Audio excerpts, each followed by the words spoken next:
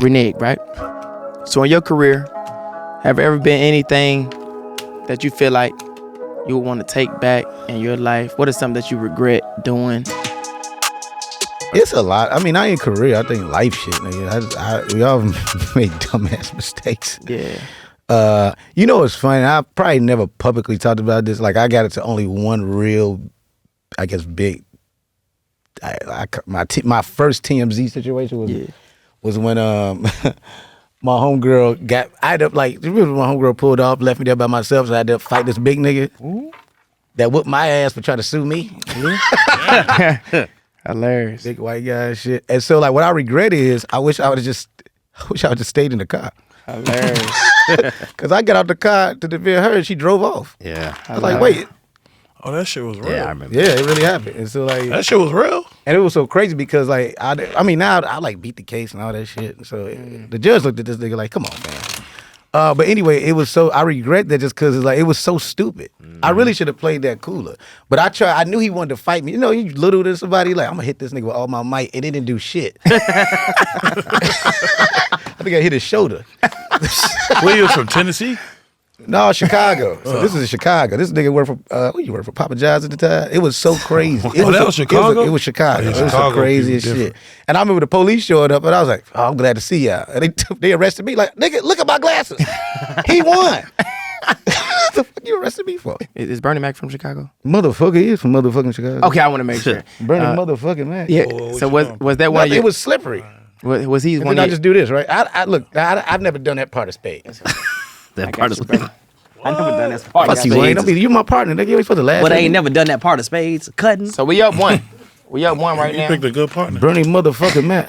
So was he one of your inspirations growing up? You know, as far as comedy. 100%. Yeah. I just did. I did the Cubs. I threw out the first pitch of the Cubs game. Oh, nice. And did the 7-inning stretch. But the whole time I was thinking about Bernie Mac, because that was one of the first comics I saw from Chicago do that whole 7-inning stretch thing. So it was a big deal for me to be there. Looking back on that parlay. What's up with these cars, bro? Don't worry about with the car. I'm dealing. Yeah, where y'all get these And he from? cut him too. So Cars ain't real. It ain't just me. You saw your man's cut him. Don't get mad at me.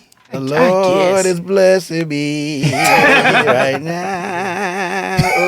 Oh yeah, I know he got a good hand then. I know he got a good hand. He sound like my grandmama, man. Whenever she playing space, she get to sing and she got a good hand. I hope he got a blessing. 'Cause I got a hallelujah. Oh, come on. Good, yes, sir. Let's see who play their hand the best then. So how was the comedy movement and growing up, man? When did you start? I started early, man, like 99, 2000, around that time. Nice. And So you like 20, almost 30 years man, 20-some years. I was 19 when I started. DJ. Jesus Christ. The last regular job I worked at, I was 21. I worked at Victoria's Secret. I was a stockroom nigga that stayed outside the stockroom. Damn. Just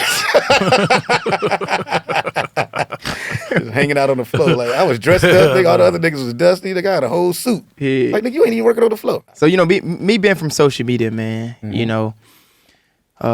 taking, But you're great at it. Like, you're one of my favorite, and I really mean this shit. It's legit. I think I told you this before. What were we at? We were in, was it the DR? I'm gonna tell you the first conversation I had with you, bro. I was out here and we was in this club. It was like a lounge or something, but they was doing open mic in there.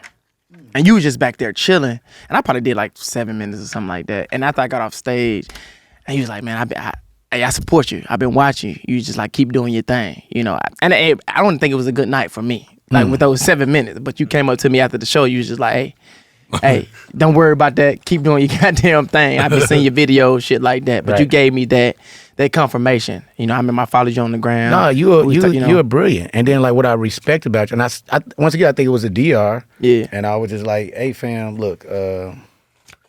It was another DR shit. And we had a long. It's just the respect of. I saw how much you respected the craft. That's y'all, man. Go on, take it, Playboy. I want you to acknowledge It was, that. you truly, everybody else kind of, and some people just go up on the road because they're popular and they doing all this shit. You actually work on your material. You're actually really funny. You know the struggle. Like you, DC Young Fly. What's my homeboy name? God damn it. Country Wayne. Well, Country Wayne, but also Ryan Davis. Well, like that's my Brown. Rito Brown. Like yes. those, like y'all my favorites because I know how much y'all, Come on, man. Oh well, no. Come on. Better not have no more cauliflower on your Let's hands. just get this. Let's just take this one. Go ahead. That's what I wanted. Wayne.